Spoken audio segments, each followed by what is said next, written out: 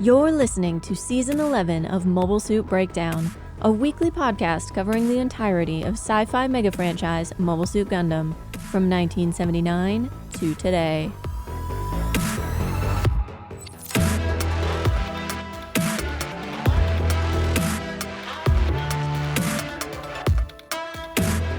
This is episode 11.14, The Darkness Rises, and we're your hosts. I'm Tom, and did you know I wrote an original audio drama? No, not TNN or RFS, a wholly new thing called The Disappearances of Lydia Fontaine. A bunch of you helped fund it on Kickstarter back in 2024, and now it's ready. The first new episodes are coming out this month. It's a mystery that revolves around surveillance, conspiracies, and family feuds, with a dash of fantasy and cyberpunk elements mixed in for spice. Friend of MSB, Sarah McCostumes directed, Nina was the producer, and the sound designers/editors were Vivian Wheeler of Very Random Encounters and Dallas Welk of Fetty Scum. Together we've made 10 episodes with a full cast, original music, a bespoke soundscape, the works. It honestly sounds really good, and I am so excited to share it with you. The pilot episode is already available. You can find it on any podcast app by looking for The Disappearances of Lydia Fontaine, and we're going to release episode 2, A Torch in the Night, on June 21st. So go, subscribe, and be ready when it drops. And I'm Nina, new to G Gundam, and I had a whole thing planned to say here, but it certainly can't follow on that. Sorry. Maybe I should have warned you. It might have been nice if you warned me, but I am impressed. Tom normally hates doing self-promotion, so this is a big step for him. I'm very proud. As an ad-free, independent podcast, Mobile Suit Breakdown thrives on the encomium and endorsement of our paying subscribers. Thank you all, and special thanks to our newest patrons, James M. and Gerald P. You keep us Genki. This week we're covering G Gundam Episode 14, Shogeki, Shining Finger, Yaburetari, or Shocking! Shining Finger Defeated, originally broadcast on July 22nd, 1994. This marks the last contribution to G by Ashizawa Takeshi, who boarded and directed the episode. He directed both of George Desan's prior appearances in Episode 4, Paris, and 9, London, as well as both the opening and ending sequences. He'll be back for one last Gundam rodeo in a few years.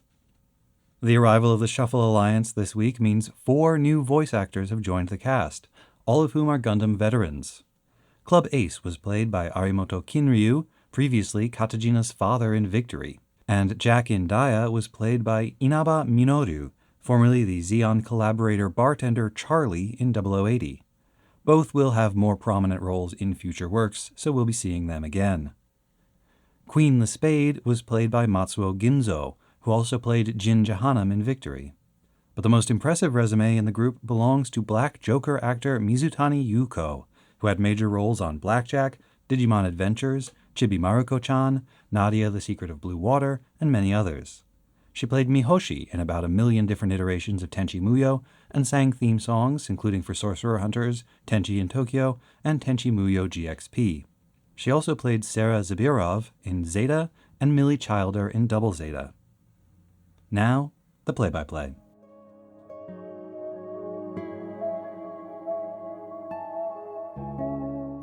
They came from outer space, spawned in the colonies, brought to Earth by a wicked scientist and his devil Gundam.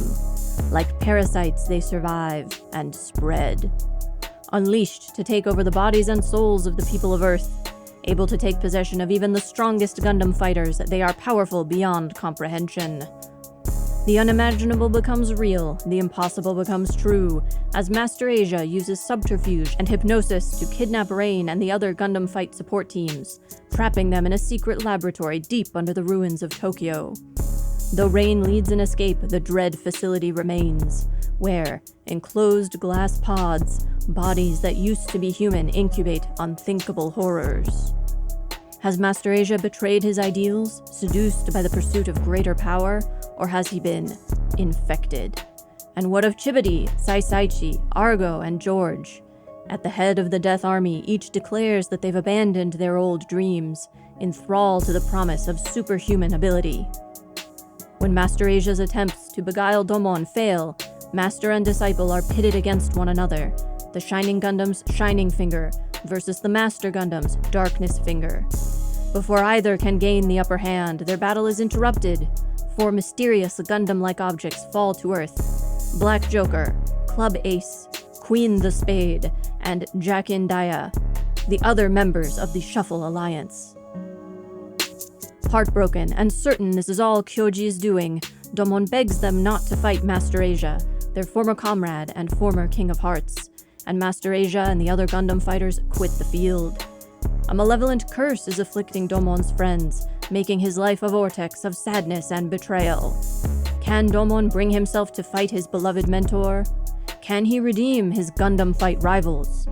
Will the presence of the rest of the Shuffle Alliance, martial arts champions dedicated to protecting humanity, turn the tide? From Istanbul to Shinjuku, the contagion has already taken root. Nowhere is safe. You could be next. Invasion of the DG cells.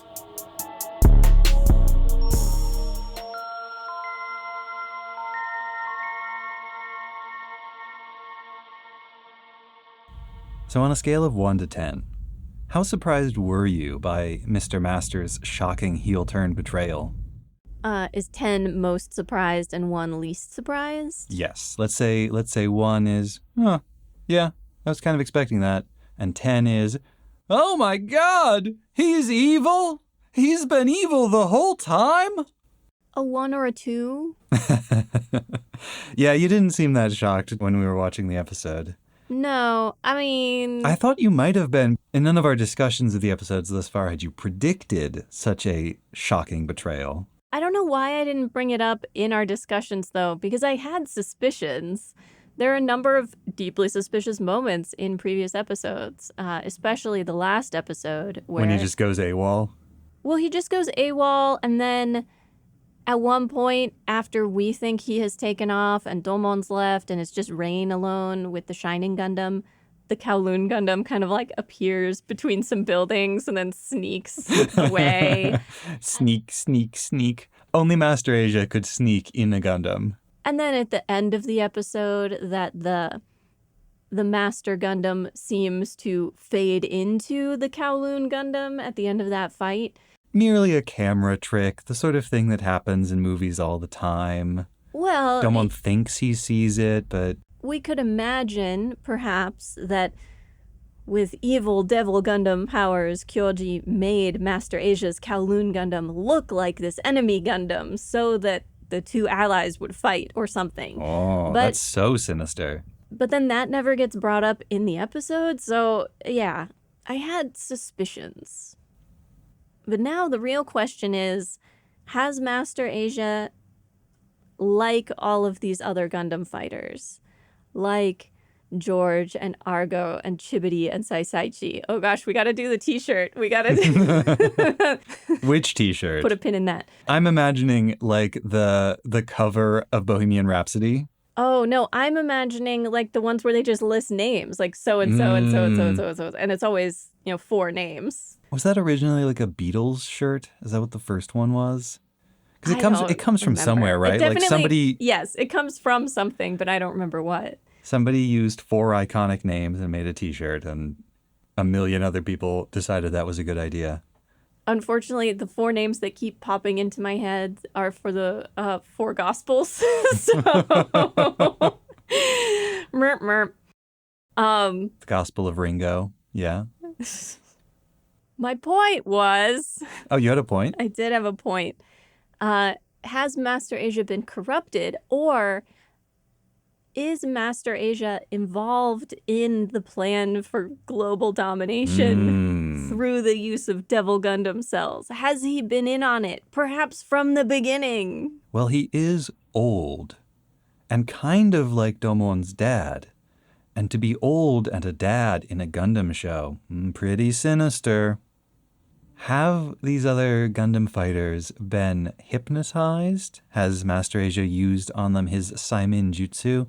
Or have they been infected with the Devil Gundam cells, just like Sayet and Dahal Muhammad? I actually wondered if the hypnosis was all coming from Master Asia, mainly because once he traps Rain, which it's pretty clear he behaves suspiciously on purpose to catch her. Although, did she put a tracking device on him or something? How do you mean? Because when she's on her motorcycle, he's like pinging on her little Oh, GPS map. So, well, that's just the quest marker. Realistically, maybe she just like put it into her Gundam Maps app, like the specific train station or whatever underground staircase he goes down into. Like she. But didn't it look like it was moving? I don't remember. Maybe it did. Anyway. She was moving. She doesn't try to hide that she's following him. She even calls out to him when she arrives. So it's pretty clear he is leading her into a trap on purpose. Mm-hmm. But then having trapped her, what would be the point of using hypnosis to draw her into the lab? Well, he wants to get her into one of those pod capsule things and make a skeleton of her, just like all the other support crew. Like, clearly something has gone wrong in this plan. Rain is not supposed to free the others. Rain is not supposed to escape and get back to the fight in time to warn Domon that Master Asia has actually been behind it all. The main plan was to get Domon to take his hand, accept his offer, become his apprentice, parentheses, evil. And he's appealing to all of Domon's deepest wants and fears. Believe in me and you will be saved. I will always be with you. Don't worry. Ever since the reunion between Domon and Master Asia, it's been clear how much Domon missed having someone he could depend on. Frankly, having someone to tell him what to do. Mm-hmm. Having someone around so that he didn't need to be and to be seen to be so strong all the time. But I still don't entirely understand the purpose of the pods or, like, she says it's meant to infect people with DG cells and then, like, cultivate the DG cells. But from Sayat's experience, what we learned was that all you have to do is kind of be proximate to the Devil Gundam and you get infected. And what about the Death Army? Can they not infect people with proximity? Like, what is this pathogen? What is the vector of infection? I mean, I got the impression that the Devil Gundam didn't just, like, walk past Sayat, but actually, like, injected him with something. When we see the lab rat infecting the other rats, it's by biting them. Maybe if you just, like, let the Devil Gundam cells go wild in a person, their behavior is unpredictable. If you want a reliable sci-fi skeleton to pilot your Death Army, then you need to cultivate them in one of these tubes. You need to do it very precisely. Anyway, I would like to know more about how precisely infection with DG cells works. We may or may not get that information. Though speaking of, who exactly is the mastermind? Or do we have a team of masterminds? Do we have a team of villains behind the scenes with some sort of grand plan? Shout out to the moment at the very beginning of the episode talking about the colony. They don't care about what happens to us on Earth. They might be the ones causing all this. And Rain's deeply troubled expression as she knows it was in fact people on the colony who caused this specific problem to occur. She's also a colony person herself. A little awkward for her. Right, but they, the way that cowboy dude talks about the colonies, and then the response of his coworker makes it seem like that attitude of, oh, this is all really the colony's fault, is treated a bit like a conspiracy theory. Like, I'm just saying, imagine you're at a party and you walk up into a conversation and everybody is talking about how much they hate podcasters. But they don't mean me. Keep telling yourself that. And maybe Cowboy Hat Guy would be like, oh no, Rain, I'm not talking about you. You're one of the good ones. His design really reminds me of somebody. The Cowboy Hat Guy in Victory. I only just put it together. Yep. Khufu Yep. from Victory. Yep. Welcome back, Khufu from Victory. I am sensing in the narrative a bit of tension that I do not know how the show can possibly resolve it. Go on. All right, this is going to take a little explaining. We have seen how Domon has formed bonds with some of these other Gundam fighters. Contrast how he holds back now with his early fights when he didn't know these people at all. He's worried about them. He doesn't want to defeat them. He wants to save them. The thing that tips him off that Master Asia has changed is when Master Asia shoots at all the sidekicks. And yet, with tears in his eyes, he begs both sides of this conflict, both the Shuffle Alliance and this new group of baddies who have allied themselves with Kyoji, not to fight. He really doesn't want to hurt these people he cares about. But Domon, how are you going to save any of them without fighting them? Well, he's for sure going to fight them. What was the point of this? Because he knew that he was entering minute 25 of a 26-minute episode. Like, Domon is going through some strong emotions. Clearly, he needs to get his head right. He needs to come to terms with this betrayal, figure out a way to save them. But it's going to be fighting. He's going to fight them. That's what the show is about. They're going to fight in order to resolve their problems. It was very funny to me because as I was watching this, I was like checking the time. Like, this episode is nearly over. We do not have time for another big fight. No, but they could have left it cliffhanger-like. They could have left it on the verge of the two groups coming to blows. And then it could have been like, next time, the dramatic battle. Do that thing, the two sides, like, rushing towards each other. Yeah. And then you cut away before anybody collides. Right. Yeah. They could have done that. They could have done that. But they wanted to draw it out. They had to show us all of those transformation sequences for the new Shuffle Alliance mobile fighters. And perhaps needed to show us that some part of Master Asia can still be reached by Domon, can still be touched by his tears. He is not yet so far gone as to be completely unaffected by Domon's sorrow. But he has disowned him as an apprentice. They are no longer master and student, merely two Gundam fighters. How horrible. We are also presumably leaving the one-on-one era of G Gundam and entering the tag team or team versus team era. All right, again, scale of 1 to 10. How surprised were you that the 4 objects descending to Shinjuku, 1 turned out to be friends, not foes, and 2 turned out to be a pack of 4 playing card-themed Gundams?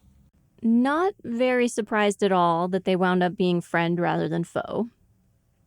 Initially surprised by the designs, but then once I realized, like, oh, King of Hearts is one of a group then, not just a single guy. Okay, this makes perfect sense. I really like the designs of the Shuffle Alliance, though it does beg the question, is there a Heart mobile suit, a Heart Gundam somewhere that the King of Hearts is entitled to use and Domon's just not using it because the Shining Gundam is better?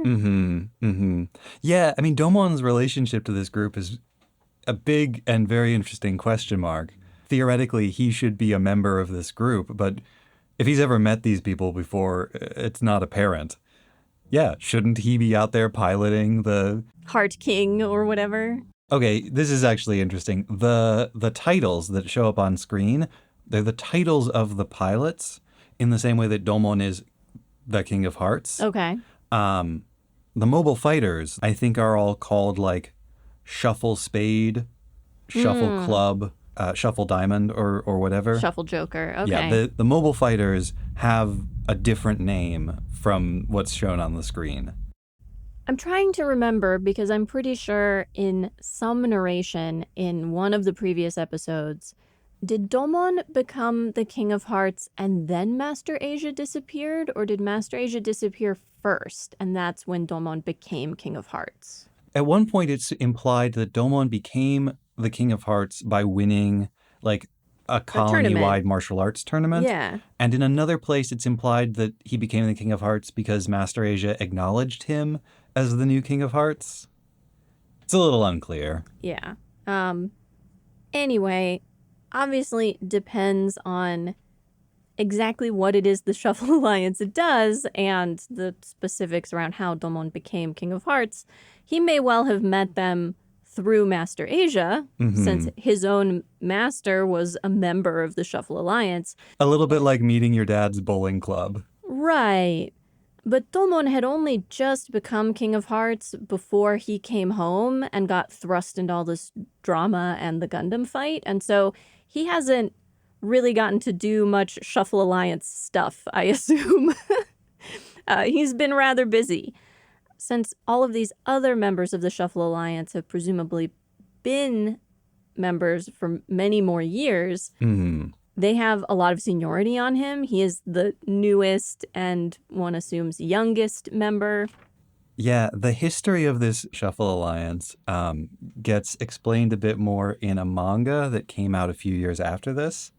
Actually, if you have the Blu-ray set, if you have like the Blu-ray box set that Right Stuff released when G Gundam was remastered a few years ago, you may notice that a bunch of the discs have art of Gundams that do not appear in the show, which is a little weird, right? They resemble Gundams that do appear in the show. They resemble the Maxter and the Bolt and the Rose and the Dragon Gundams, but are not. Those are from this manga. Those are from this manga. Those are the Gundams piloted by the members of the Shuffle Alliance back in the 7th Gundam fight when they were all competing. Wow.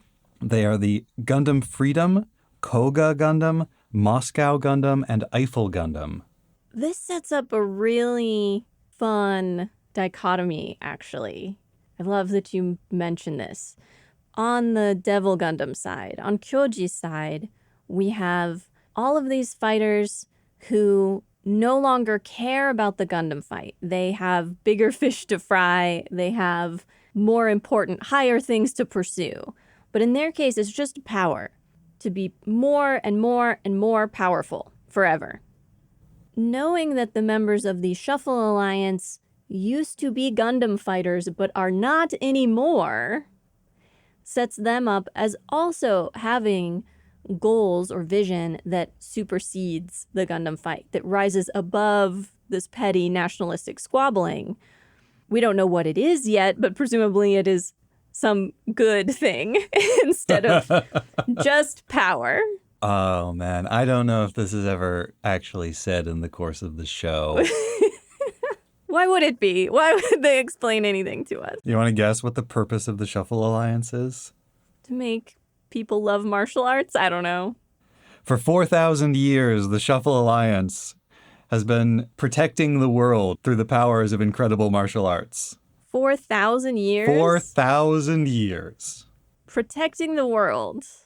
That's about as amorphous a goal as you could present. Okay. I assume that this 4,000-year history of the Shuffle Alliance comes from the same origin as the idea that the number on Domon's tattoo is not a Rocky Horror Picture Show reference, but is in fact a reference to him being the 4,000 however manyth generation inheritor of the title of King of Hearts. But that would mean significantly more than one King of Hearts per year since the creation of the Shuffle Alliance. Maybe a bunch of them got killed off defending the Earth. Yeah. Or maybe the King of Hearts existed long before the Shuffle Alliance. Maybe it was only 4,000 years ago that the 5 most powerful martial artists all agreed to form a permanent alliance to protect the world. We should decide what we're going to call them, because the names that are said in Japanese and displayed on the screen do not always correspond to what's in the subtitles. Mm-hmm. There's the Queen of Spades, which is actually Queen the Spade. Okay.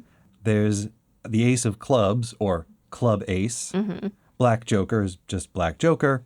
And then the Jack of Diamonds is Jack in Dia, or Jack in Dia. I'm probably going to refer to them as Queen of Spades, Ace of Clubs, Jack of Diamonds, Black Joker. And then, to cover the spread, I will refer to them as Queen the Spade, Club Ace, Black Joker, and Jack in Dia. Just to maximally confuse all of you listening at home. Love to see that somebody decided we'd gone too long without a poofy-haired, pink-haired lady, that we really needed a new Farah Griffin / a new Haman. I mean, she looks much more like Farah than like Haman, but... I describe her as having pineapple frond hair. This is Tris Sergeyev, former Gundam fighter of Neo-Russia, pilot of the Moscow Gundam, and now Black Joker. She seems pretty cool. There's also the, like, short, thick dude in the medieval tunic with the turban and mustache. Max Burns of Neo America, pilot of the Gundam Freedom. Interesting. Yeah. Okay. The bald, bearded monk is Alan Lee of Neo China, pilot of the Koga Gundam. And finally, Nashus Kircher, with the long white hair and the long blue coat, Neo France, Eiffel Gundam. Neo France, but with a name that sounds somewhat more Germanic. Maybe he's from Alsace-Lorraine. Maybe. When we were first watching this, I started singing the Washington, Washington song. Something about the hair looked like a powdered wig. No, he's just old now. He's old and he has white hair. What's really fascinating about this group is they are apparently the one thing that can worry Master Asia. The one thing to discompose him. I love that early in the episode, someone is like, there are 4 objects coming towards us. And Master Asia immediately is like, oh, that's my former team. Well, on some level, even if he has been infected or is being controlled in some way, assuming he still knows what he has always known, he hasn't lost his knowledge or his memories, he had to know they would come for him. Eventually. It was only a matter of time. He just wanted to get Domon before they arrived. And he almost did. And I would have gotten away with it too if it weren't for you meddling Shuffle Alliance. It must be so hard for Domon, not just the betrayal, like, by all of his friends and his master, but also to learn that he's not even that special. He's just the latest in a succession of different corrupted Gundam fighters. Master Asia has already pulled this trick on 4 others. And I have to give you credit. You were right on in our earlier episodes, fixating immediately on the motivations of these 4 Gundam fighters, because that's exactly what Domon throws back in their face now. Chibity, what about your dream? Was your dream to become a slave to Kyoji? Saishi, what about restoring the temple? George, what about your... Chivalry. Oh, right, yeah, chivalry. That's the thing he cared about. Argo, what about your pirate buddies? No, we just want to be strong now. This is a sort of meta-narrative, but I'm getting increasingly fond of the narrator and his role in the story. Stalker's great. What I'm hearing is that you would be devastated, drowned in your sorrows, if Stalker were now to betray you. Well, Stalker can't betray me, personally. If he were to betray Domon, that would be kind of interesting. How can he do that? I don't know. This was another episode with some really beautiful sequences, mostly focusing on the mobile suits, of course. There were some close-ups on smaller movements and repositioning of parts of the Master Gundam that I thought were really, really slick. There's a fun story behind that, which I think I'm probably going to talk about in the research this week. Ooh, okay.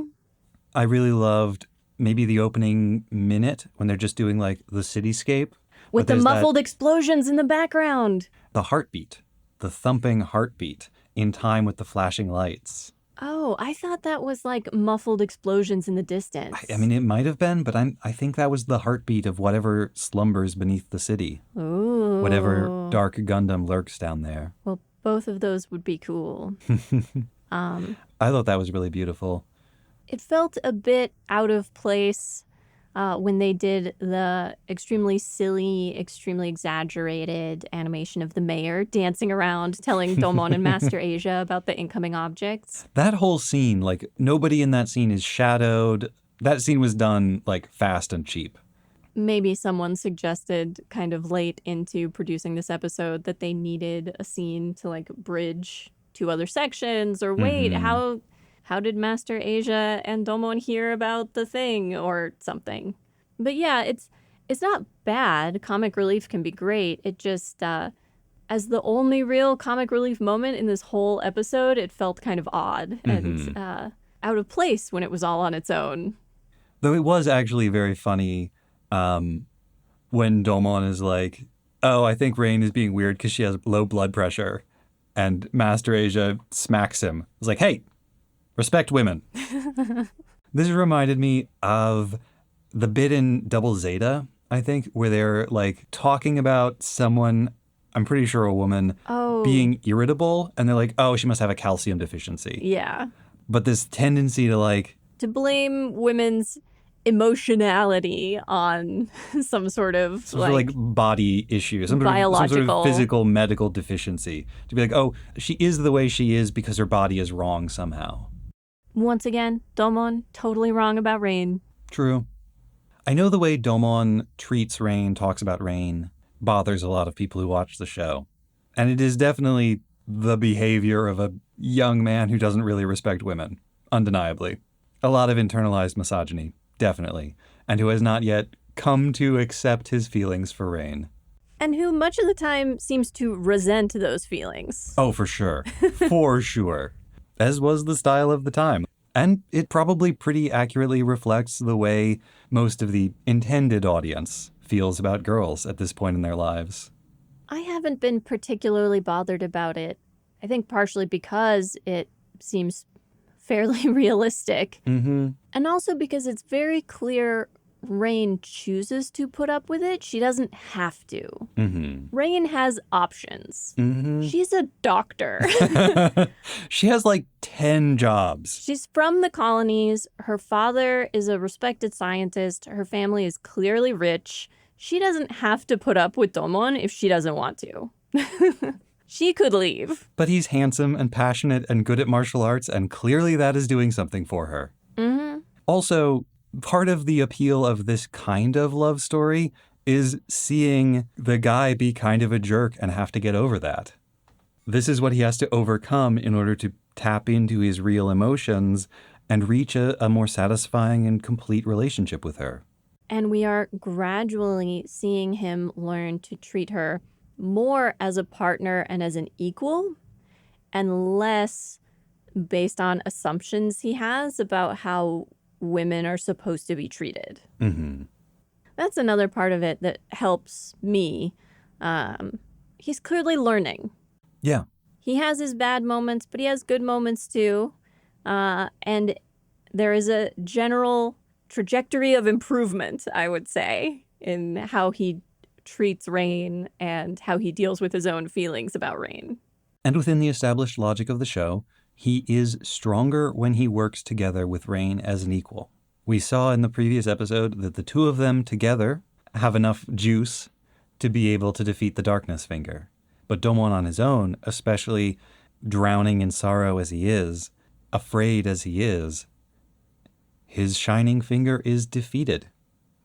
It gives the name of the episode. The way in which they do it is quite nice. Repeatedly in the episode, Master Asia is seen offering his hand to Domon. Their final confrontation comes when they clasp hands. The thing Master Asia has been trying to get him to do in friendship and subservience all throughout the episode.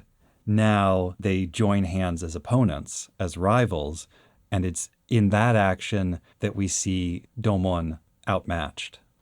Domon, join me on the dark side.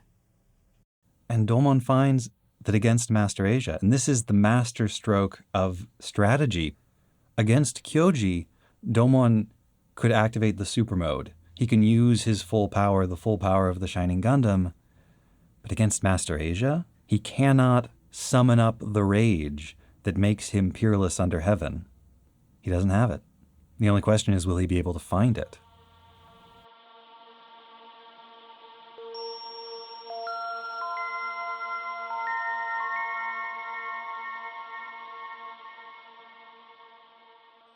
Now that we have been shocked, nay, horrified, by the revelation of Master Asia's antagonistic role in the story, I want to take a moment to talk about him and his Master Gundam, because they are at least as important to G Gundam's production as a commercial project made by professional animators and put up on television under the direction and for the benefit of toy sponsor Bandai, as they were to the story.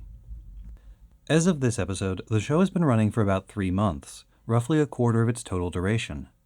Loyal listeners know we've talked about this before, but as a refresher, Because of the way television time slots are apportioned in Japan, TV anime is usually planned out in blocks of roughly 13 episodes, called core, with the end of one core and the beginning of the next marking major transition points in the story.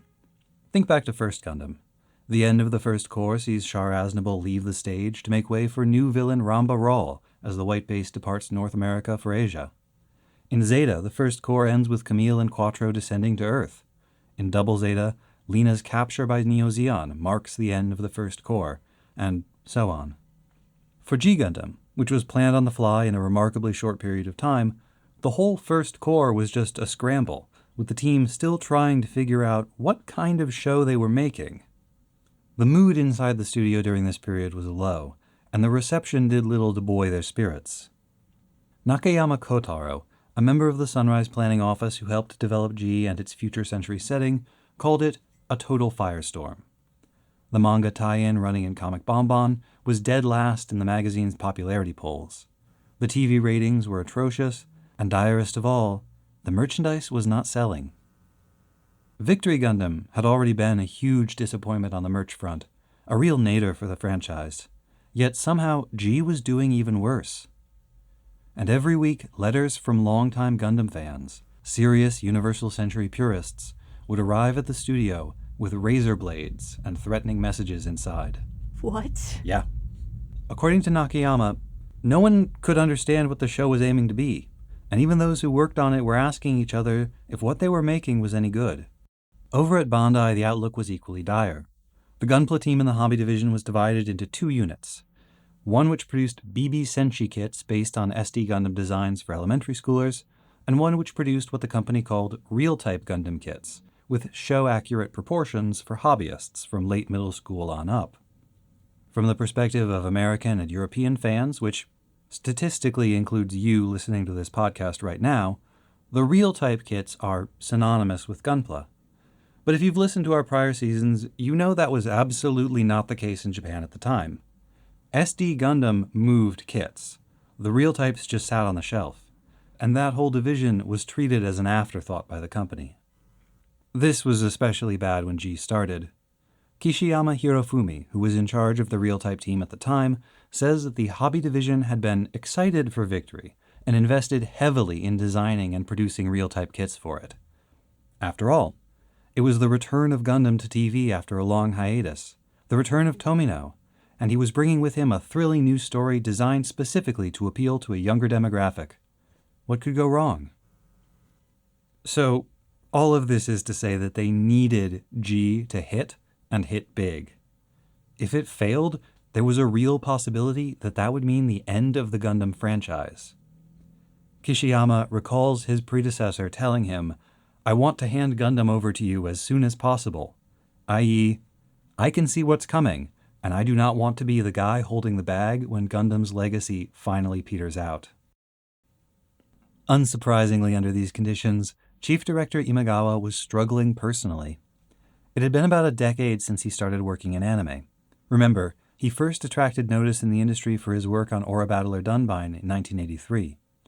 And transitioning from up-and-coming rookie to supposedly reliable veteran and mentor had left him with a crisis of confidence. As a young and relatively inexperienced director, he had been able to see the rest of the staff as his peers, but now that feeling of camaraderie was gone.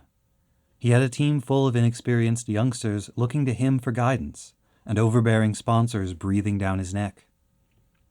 At the same time, he felt adrift in the world. His career had drawn him to Tokyo, but his heart still yearned for his native Osaka, and the familiar comfort of his childhood home.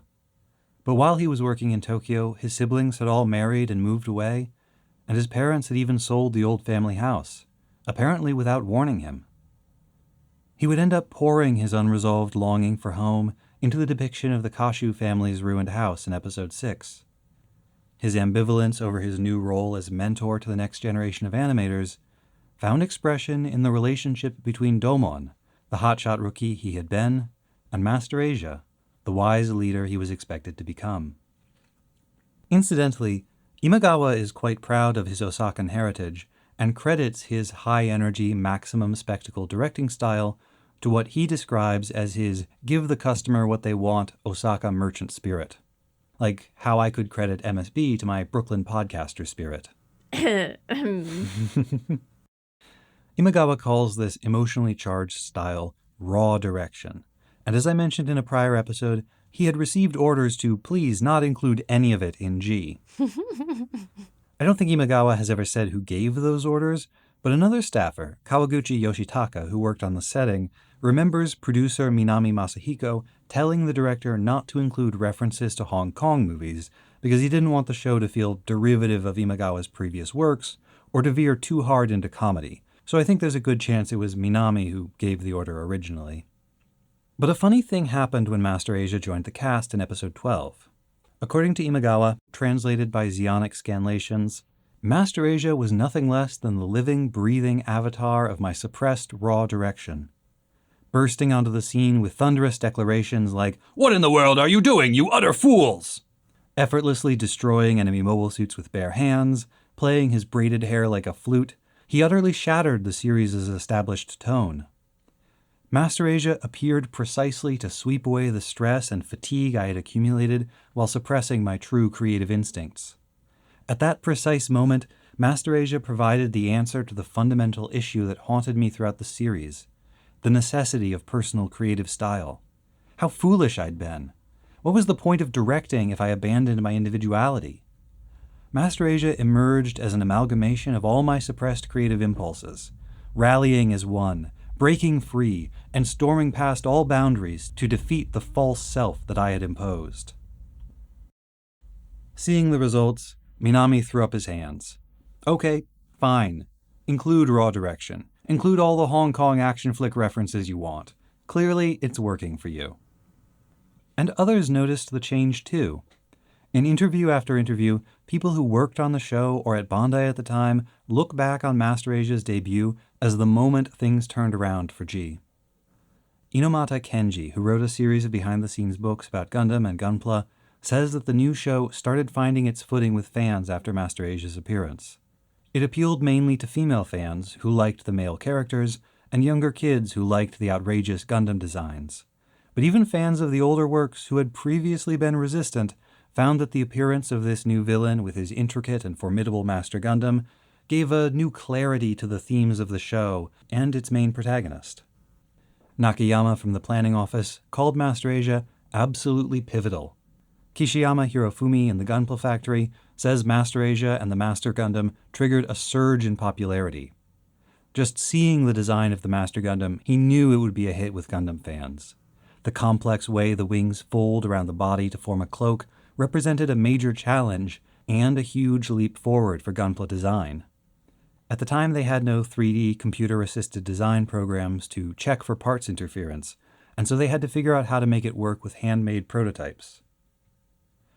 Kishiyama refers to bringing in a hotshot young engineer, the now legendary mecha designer Katoki Hajime, to handle the wing-to-cloak transformation sequence, and mentions that it was Katoki who later designed the transformation mechanism of the Master Grade Zeta Gundam. In fact, it's believed by many in the community that Katoki was commissioned to work on the early Master Grades precisely because he had impressed the Bandai team so much with his work on the Master Gundam. And all that effort paid off. The Master Gundam was one of the best-selling kits, and the cloak system in particular proved hugely popular, which must have been very satisfying for the staff at Sunrise, because in Imagawa's telling, the Bandai side had objected to the cloak at first, and had only agreed to include it when the anime staff, on their own initiative, asked Katoki to do a design drawing to prove that it could really work in 3 dimensions. In the same interview, he notes with pride that the fully articulated hands, which are included in some Gunpla models now, were another G innovation. After all, how else could you realize all of those intricate martial arts poses, much less the all-important shining finger attack? And by the way, if you're well-versed in your early 90s mecha and you're thinking that the Master Gundam looks awfully similar to the JL9 Griffin from Mobile Police Patlabor, there is a good reason for that. While the Master Gundam's design is credited to Katoki, he did consult with Griffin creator Izubuchi Yutaka while working on it. So Master Asia and the Master Gundam saved G, more or less. But who is Master Asia? Where did he come from? Why is he like that? For one thing, he is not what Bandai wanted. Nakayama remembers Bandai being strongly opposed to the idea of an eccentric old man antagonist. They wanted a young and handsome rival, the kind who might wear a mask. A mask, Imagawa. Put him in a mask. We need that char juice, Imagawa. We need the mask. Just draw it. Just draw the mask. Just draw the The chief director was known to have a fondness for old man characters. The name he borrowed from a then-recent wuxia movie, known in English as The Swordsman 3, The East is Red. That subtitle, The East is Red, or Dongfang Bubai, is also the name of the main character, played by the incomparable Bridget Lin, and a four-character idiom comprised of the characters for east, direction, not, and defeat. There's nothing in there about the East being red, but the name was a reference to a Chinese communist song, The East is Red, which was popular during the Cultural Revolution when the book on which the movie was based was written, and the English title preserves the reference. In Japanese, the character's name is pronounced Toho Fuhai, and in English, it could be translated as Invincible Dawn, which is how it appears in the subtitles in the version that Nina and I watched, or, somewhat more literally, as Undefeated of the East. Imagawa is very open about the inspiration. In the G-Files interviews, he said, quote, "While trying to decide on the name of our enemy, a lot of films provided key words. I used the title of a film called Toho Fuhai. It's a favorite of mine. And I also love the use of the four-character title. I felt that no one in Japan would know such a minor film. However, suddenly the film came to Japan and was shown in theaters, and I panicked. People were going to think it was the same character from the movie." Then, in a section of the G-Files from the Japanese Laserdisc release that was not included in the English version, he adds that if you're wondering where the Master Asia part of the name came from, well, that's easy to explain too. Simply buy the original Hong Kong Laserdisc version of the film, the one with English subtitles, and you will discover that the main character's name has been translated there as Master Asia. Laughing, Imagawa describes the feeling the name gives him in a rapid-fire array of metaphors. He says it has an over-the-top cheesiness, kusai aji. It's got a shadiness you can smell in the back of your nose, a 1960s vibe, the feeling you get from Ayashi Pachimon or shady knockoffs, or when you see a picture that was clearly taken in black and white and then colored in. He also describes it as having a Tokyo Olympics feel. I don't know what the associations for the Tokyo Olympics were in the 1990s. But is that really his name? In the 1996 manga Kido Buto Gaiden, Gandamu Fighto Sebenzu, or Mobile Fight Side Story The Seventh Gundam Fight by Ototoi Kitaro, he has a more conventional name, Shuji Kurosu, probably meant to be Shuji Cross, as well as a backstory that makes him Neo-Japanese by birth and a former Gundam fighter for Neo-Japan, working for Neo Hong Kong now as basically an expatriate mercenary? I don't know. It's a backstory which I hate so much that I plan to forget about it completely by the time this episode airs. If you ask me about it in a week, I will look at you like you're speaking in tongues. Fortunately, Imagawa offers a much better answer. In the G-Files interviews, he says, his name is Toho Fuhai Master Asia. I meant for Toho Fuhai to be his street name, and Master Asia to be his real name. Or maybe I should just say which one is real doesn't really matter. Or, as I would put it, don't worry about it.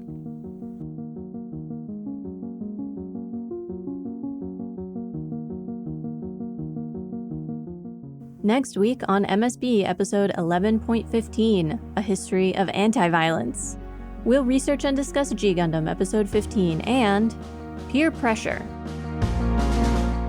Kashira, gozonji kashira?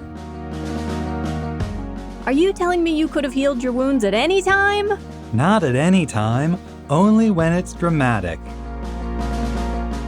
Sinister uplighting. Drafted into the Gundam War. The East is burning red. Succession crisis.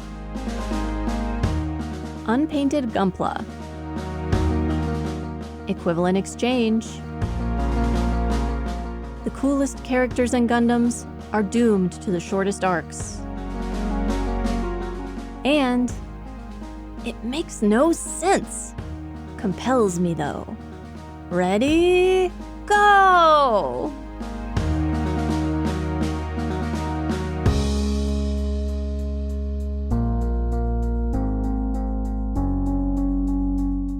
Mobile Suit Breakdown is written, recorded, and produced by us, Tom and Nina, in scenic New York City, within the ancestral and unceded land of the Lenape people, and made possible by listeners like you.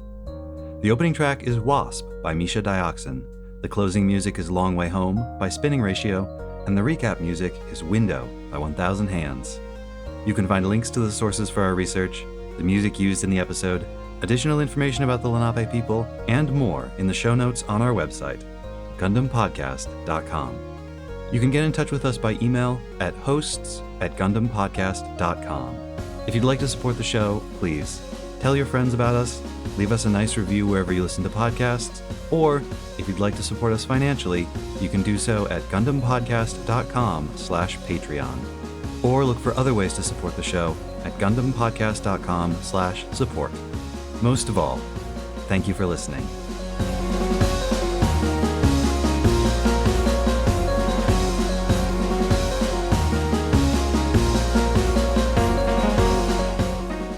Podcast? I suppose. If you must. But thou must. I'd rather talk about fashion. I mean, I know, but we don't make that kind of podcast. Maybe we could talk about it on Ungundam. Excuse me. All right.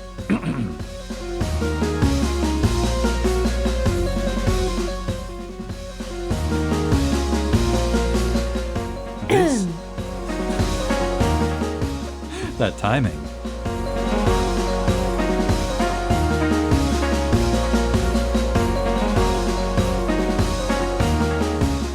Originally broadcast on I Didn't Look This Up 1994.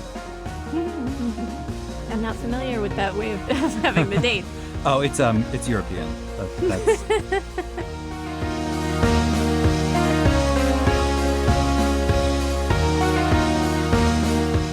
Who is the Char? How can we have a Gundam without a Char?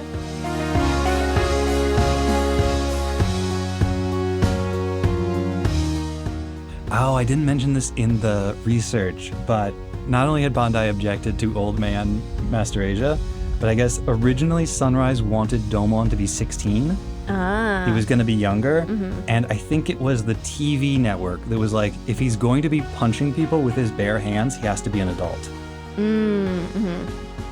Well, because bare knuckle fighting, I mean, obviously this is a sci-fi cartoon, but it's possible that the connotations of bare knuckle fighting were more rough and tumble at the time than they might be now, even in a fantasy context. Yeah. And even in other fantasy shows, a lot of the characters who fight with their hands wear gloves. I wonder if that's why they do it. If the TV networks are like, if it's a kid, they have to be wearing gloves. Maybe.